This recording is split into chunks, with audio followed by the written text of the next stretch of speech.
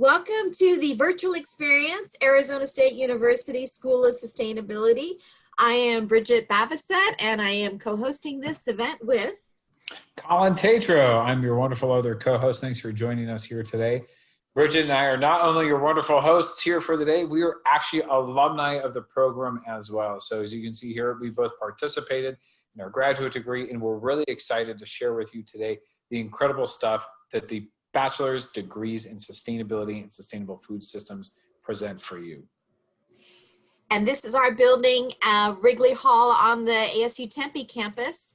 Sustainability is an incredible, emerging, growing field. When I first signed up as a student in 2006, it was relatively new, and my dad asked me, what is sustainability?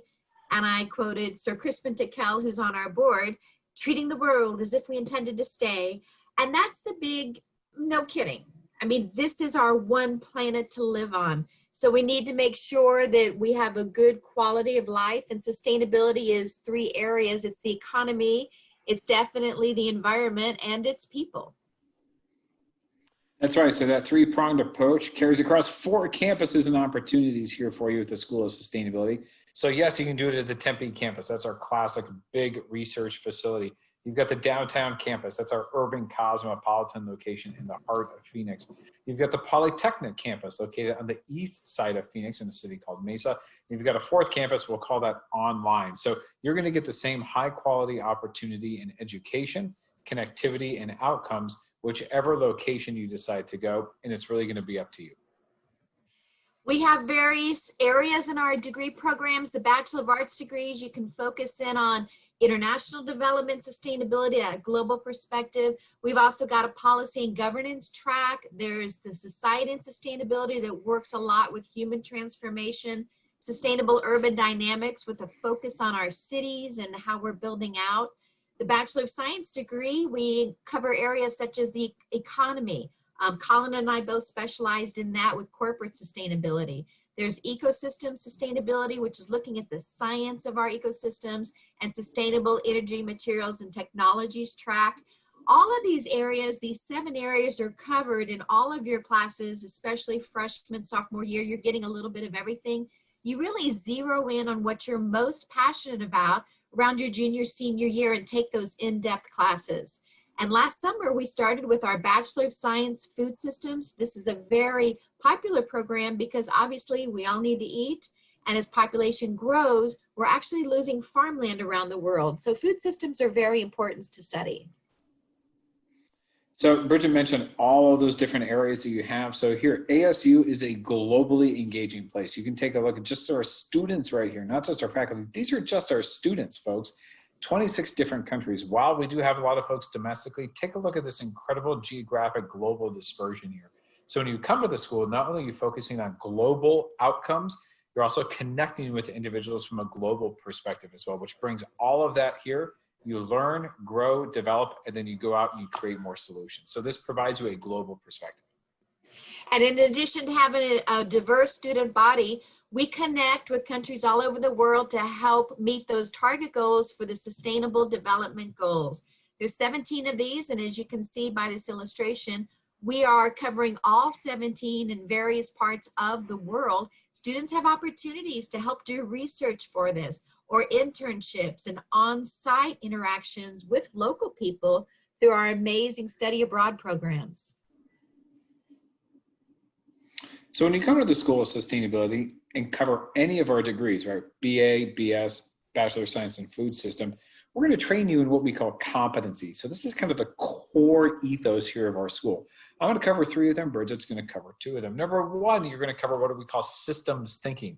So you can see from the diagram here, things connect together. Rarely, if ever, do things exist in tiny little silos. Instead, there's a complex web and constellation of things out there. We want to train you to look across these verticals and find these areas of connection and connectivity. Number 2, a futures thinking. We have to design the future today. There's an old saying, the best time to tackle something was 20 years ago. The second best time is today. Well, if we're not going to design the future presently, when are we going to do that? We have to actively think for the future and design for that. We want you to have a futures thinking competency. Number 3, a values thinking competency. We value things. We want clean air. We want clean water. We want justice and equity. We want economic prosperity. All of these things that we value and that people, groups, and organizations value, we want you to understand, appreciate, and empathize with those so that you can create this change. And when we look at strategic thinking, that's just making sure that as we move forward, we look at what might be a cascading effect or an unintended consequence, making sure we minimize those to get the best benefit for the longest term possible. And with collaborative competency, that's not only working with other diverse populations at ASUs with the student body, the staff, the faculty, but we do internships where you're actually working with local businesses and stakeholders. I teach several study abroad programs, and when we go overseas, we work with the local people on site to see how they may be approaching a problem and work together to try to find long-term solutions in a collaborative way. So look at the world's population here, right? It has been going up, up, up, up, up, and it will continue to go up. When we talked about even that futures thinking previously, if we're not solving and planning for the issues presently in the year 2020, when we look at the year 2050, which is our carrying capacity of well over 9.5 billion, that's right, with a B, billion people, if we don't actively design these solutions today through all of these 5 competency models, we're going to be in one heck of a pickle come 2050, right? There's only one Earth, and we need to take and treat it as if we intend to stay, as Bridget and Sir Crispin Tickell also say. And this is a graph showing that one heck of a pickle. We've got to make sure that our quality of life stays intact, because you can see how quickly we've been escalating. And this is our lifetimes. That's the emphasis here. This is only 30 years away, maybe sooner, that we're going to hit 9.6 billion carrying capacity. So we want to make sure that when we get there, that we're going to be okay. So here's the thing, at the end of the day, we call you a change agent. You're not just a student, you're somebody here who is called to create change. So if you want to roll up your sleeves, literally and metaphorically, and make the world a better place, this is absolutely the place to do it. Kind of 3 key pieces to that. One, we're going to train you, sure, to identify issues. Many schools and organizations do this. We're going to take this a step further. Being a change agent isn't just identifying issues and understanding what the concerns are. It's actively finding solutions and creating positive outcomes, right? You have to focus on those. This is not just a degree in learning about the issues. This is a degree in finding and solving those issues fundamentally in order to make the world a better place. And those 7 track areas that we mentioned earlier, we're looking at areas of the world where cities are just getting so huge, they spread out. You may have seen that where you live, how cities are building out. We're paving over what used to be a farmland to make a new housing development. So how can we design cities that have a good usage of their energy, their water, efficient transportation systems, jobs, and affordable housing? That's so important. When we look at energy, not only does it need to be renewable and clean, but it has to be affordable. If we can't afford to put a $10,000 solar system on our roof, we may not be doing that. We have to make sure that the energy sources that we're working with are something that we can get up and running. With water issues, it's not just the quality of water, but the quantity as well, protecting our water supply, how important that is around the world.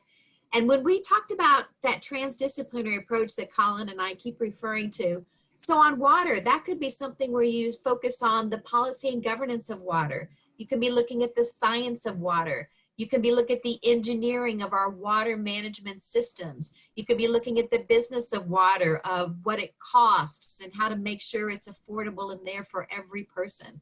So each one of these areas that we talk about, it's a transdisciplinary approach. Of course, with the food supply, that's just a no-brainer. We have to feed ourselves. The climate change is affecting our planet in ways that you may not be aware of. Our students are looking at all the subtle changes of climate change, as well as what's happening that's causing devastating effects immediately and today. That can connect back to food supply as an example. On social transformation, a lot of that with the society and sustainability, just making sure people have that feeling of, I can move forward towards a more sustainable future, that feeling of hope that we are going to be okay. We just have to start looking at our behaviors and changing what needs to be changed. And on sustainable development, that's just an amazing field of looking internationally as well as locally of how we're building out and how we can make sure that people all over the world have a quality of life. So there are challenges around us, right? Challenges present opportunities. You will change and create opportunities from these challenges. So rapid growing world population, things like sea level rise, electronic waste, food systems, plastic waste. We're going to dive into a few of these. These are just a small little tidbit of the many things that you can not only learn, remember you can learn, you can identify, you can create impact, and you actually make that positive change. So we're going to go through a couple of scenarios here for you. So I'll speak to the issue happening in Florida. I moved to Arizona from Florida. In the 1980s, scientists modeled how much of Florida will be underwater when the Atlantic temperature is 2 degrees Celsius warmer than it was in the 80s. When they modeled this, they said this is how much of Florida is underwater because a lot of the state is basically sea level or just barely above. And when they said they see this happening within 100 years, the scary thing is it started happening within 30 years of when they modeled this. We have a situation, I was just north of Miami. Every month the city was flooding out because the temperatures in the Atlantic were increasing faster than expected. Salt water expands as it warms. That's causing higher high tides and higher low tides. So at least once a month, Miami would be flooded out, and this is expensive real estate. That mayor knew we had to do something, so he created a new tax. That, of course, is a risk. If you're a politician and you create a new tax, you may not get reelected. You know, people don't like to have taxes, but this was something he felt was necessary. He raised the money, and this was the solution he put in place. The entire perimeter of Miami is 2 feet higher now, higher roads and sidewalks as a physical barrier for those rising tides from the rising sea level. The Atlantic is continuing to warmer faster than a lot of our other oceans. They know that this is not a permanent solution. The mayor called it a Band-Aid solution that's going to last about 20 years. But he said we have 20 years to figure something out. Maybe we engineer pumping systems. That part of collaborative thinking, when Colin and I talked about these strategies, we can collaborate and look at what they've been doing in the Netherlands for decades and how they can live below sea level and not have the North Sea flooding out their country. We can learn from each other and find solutions that are specific to local areas.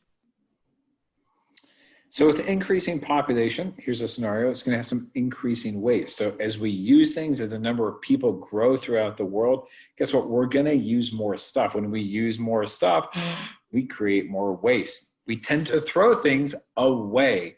Now, you may already know the answer to this. Trivia, where is the magical land of away?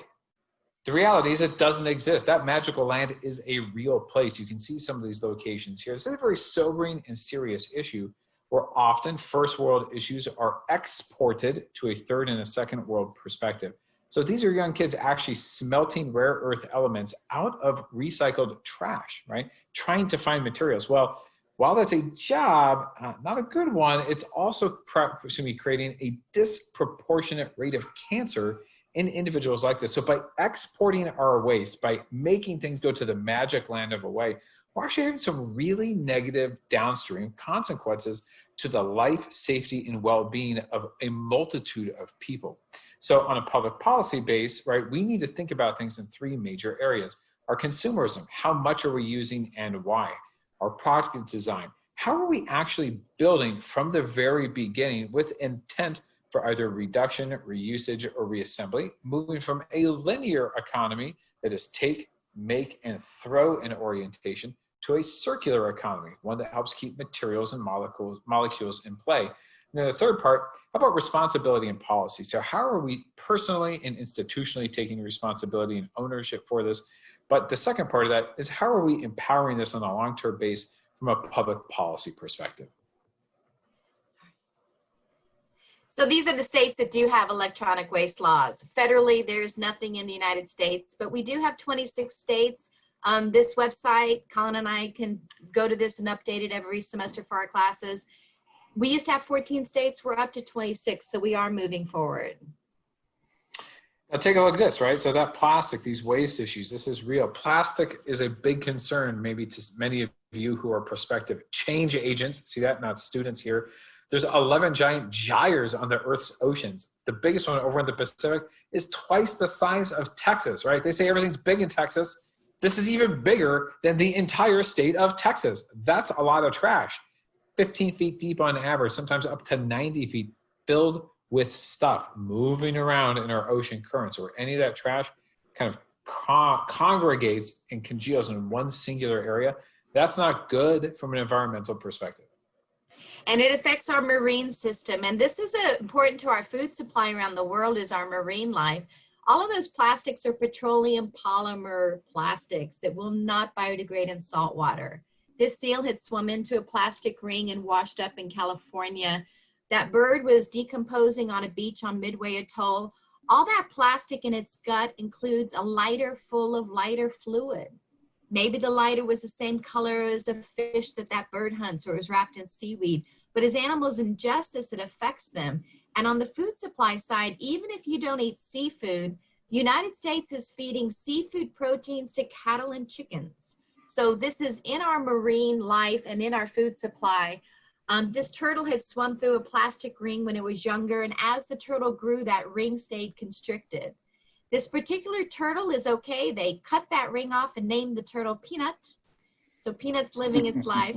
But a lot of animals are literally strangled by six-pack rings that end up out in our water systems and our estuaries and our marshes and our oceans.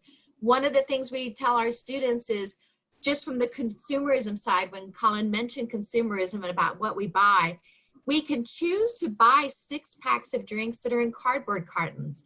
Not always, and maybe not your favorite brand, but whenever we purchase something that's not packaged in plastic, we can help mitigate this problem.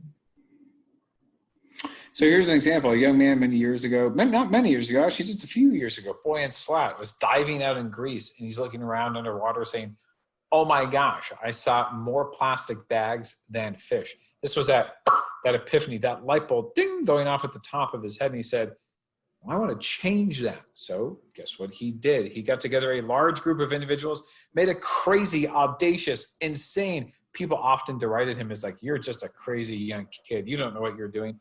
Well, guess what? That crazy idea came to fruition. So as you can see here, he actually had the audacity and the courage to solve a massive institutional and systemic problem. And it's actually working. Here's the issue. We need more of them. We need you to act more like Boyan. We want people who are agents of change to come up, to dream up these insane ideas to help solve these massive issues. So if this is something you're interested in, you're going to have a great time here at the school.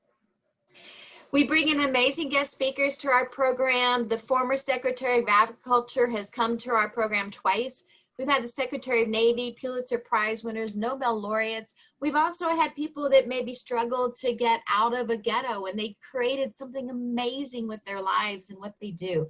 Tom Vilsack visited us twice. One of the things that he mentioned is that almost half of our food goes to waste. And then also less than 1% of Americans are even farming anymore. And when Colin mentioned that carrying capacity of 9.6 billion people, most of us will be living in a city of 10 million or more. So how do you feed people in a city of 10 million or more when the nearest farm could be hundreds and hundreds of miles away? We look at vertical farming. This is part of the reason that we have sustainable food systems degree now. These are the solutions that are making a huge difference around the world. That image on your right is image. That building doesn't exist yet. But the one on the left is an example of how we can grow crops up the sides of buildings. Tons of ancillary this. The plants take carbon out of the air and put out fresh oxygen. So the city of Chicago has 2.5 million square feet of urban farming now. They've seen a drop in respiratory illnesses because the air is cleaner.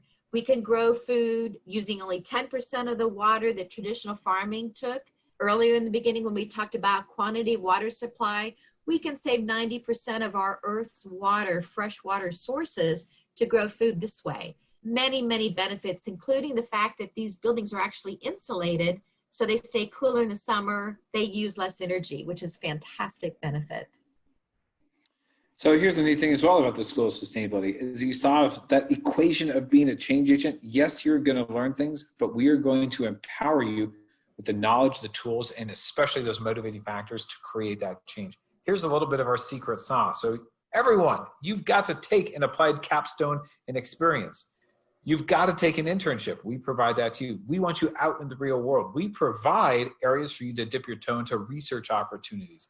This idea that research, being connected with a professor, is only for graduate students or seniors, phooey, that doesn't exist here at the School of Sustainability. We have a wonderful program called the Sustainability Undergraduate Research Experience.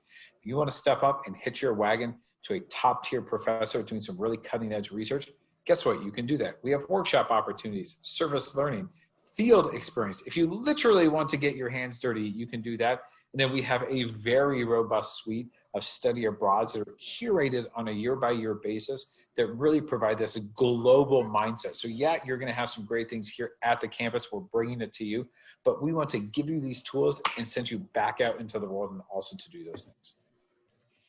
Our Dean, Christopher Boone, the Dean of our college, this is a picture of when he accepted the Bootstrapper Award. We had the highest percentage of student entrepreneurs per capita of any college at ASU. We encourage you that you have an idea, bring it out, brainstorm it, work with other students. We help you connect with the venture capitalists who have that funding to help get something up and off running. And that's what the Bootstrapper Award celebrated. Here's a little example of some of our interns and students working in a wide variety of different areas. So Christine working at Patton Valley Vineyards, Jung Key at the United Nations, who's very interested in public policy. Justin working for the Arizona Department of Environmental Quality. Neat thing about this is we have a full-time student services internship coordinator, often, because guess what? It's that person's sole job to help find, create, develop, and leverage opportunities for your benefit. We often have more internships than interns qualified and ready to take them. Further, if you're interested in a particular field, you can go meet with our internship advisor and coordinator. Guess what? She will work with you on a personal basis and try to design that internship of your dreams and actually help do outreach and connections for you as well. So this is a wonderful, practically applied opportunity at the school. And just to give you some examples, we'll fly through these. Every year we go to various places. Usually there's about 7 to choose from with the School of Sustainability. Each one of these trips, we're working on site with people who have challenges. These are my students in Cuba. When we went to Cuba and studied their challenges of just feeding food to their people. You know, they're still struggling with trading with other countries. My students in Costa Rica this past year, we were at a coffee plantation, working with them with the challenges of climate change and strategies that they're using. The travel courses that we had on the books for this year included these countries. And of course, these were canceled due to COVID-19. The trips to Malaysia, Singapore, Cambodia, and Vietnam were my programs, and I've already resubmitted for 2021, looking ahead to hopefully we're going to be able to go out and have that international interaction again. Now, one of the fun things, sorry to flex on you using that new terminology, right? You like that? I hope it wasn't too forced right there. So ASU is not just the place with the first School of Sustainability in the nation. Sure, that's a big thing.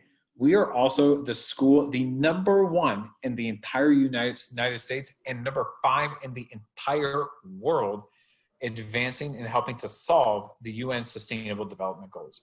So you can come to a place like ASU that is entirely, the chips are in the center of the table. We are all in on sustainability. Our campus is sustainable. Our lifestyle is sustainable. And the work that we fundamentally do here ranked #1 in the entire United States to achieve these global development opportunities. And why is it so important to study this? You're going to be working out in the world, and this program will help you have that transdisciplinary perspective. Something interesting currently in the United States, only 1 out of 4 adults has a job related to what they studied in college, which is crazy. It's like 25% of people are actually working a job that they studied. As we'll show you on the next slide, you know, we're 3 times that rate because we teach in that transdisciplinary way and you have a better skill set. Those solving complex problems, when Colin and I talked earlier, those competencies and critical thinking and systems thinking, that helps to build better solutions and that real world experience. When we talked about we'll connect you, you'll have an internship, you might have a research opportunity online or in person with another business. you've got that real world experience. And this is the slide I mentioned where we have 3 times the national average in terms of having a job that relates to your degree. So when we call our graduates, we call 30 days after they've graduated and we say, do you have a job yet? And when they say yes, we say, is it related to what you studied in school? And that second question is represented right there with how we have that opportunity to really integrate into the workforce. So here's a little breakout of how our students tend to go and where they go from an employment basis. Here's the neat thing. A lot of our students end up working in the private sector. Big businesses want individuals like a future you and change agents who solve problems. So Bridget and I have experience working in corporate industry. We still do under separate cover. These companies, the Fortune 500, the biggest businesses in the world, they understand sustainability is a driver of revenue, risk, and brand. They need people like you to help them be better and to accelerate faster and further. After that, we do incredible work. We have individuals working as the heads of sustainability in cities, working in the federal government. We have people who've gone on into academia and research, people who are working at national laboratories of science, folks who have built, created, and run their own nonprofits, right? And then honestly, this entrepreneurial piece, I'd loop even this last statement into, there are solutions out there where the job description doesn't exist. We have the highest rate of entrepreneurship for student body in the entire university. When you're a change agent, you're empowered, again, with all of these tools. If you see a problem out there and there's not a job, you know what a lot of our students do? Create their own job and go out and fix it. And this is just a handful, just to show you the variety of where we have alumni working. So you can see there's some nonprofits in there, nonprofit jobs. You may not get a lot of money, but you're loving what you do. Our students at the Desert Botanical Garden love that job. When we have the students that are going into the companies like Honeywell and Intel and Fidelity and Dell, they're getting bank and they're also making a difference. So it's awesome that you have those opportunities to look locally or around the United States or even international opportunities. So here's the next steps. If you're interested in joining us, not as a student, but as a future change agent, take a look to the left. If you're going to be a first-year freshman, that's going to be your criteria. If you're going to be joining us after spending a little bit of time, either at community college or transferring from another location, go ahead and take a look at those requirements there on the right. And again, ASU is top 1% of the world's most prestigious universities. And we showed you a lot of the reasons of how innovation and having patents and the ways that our students are able to make a difference in the world. This is our contact information for Colin and I. You're welcome to email us at any time. You can reach out to the school as well. We're happy to answer your questions and would love to have you join us in the program. So for Bridget, I'm Colin Tatro, and that's Bridget Babusette. We're so thankful that you had the opportunity in order to join us today. Please reach out to us at any point. We can't wait for you to be one of our change agents. Thanks so much. Have a great day. Have a fantastic day.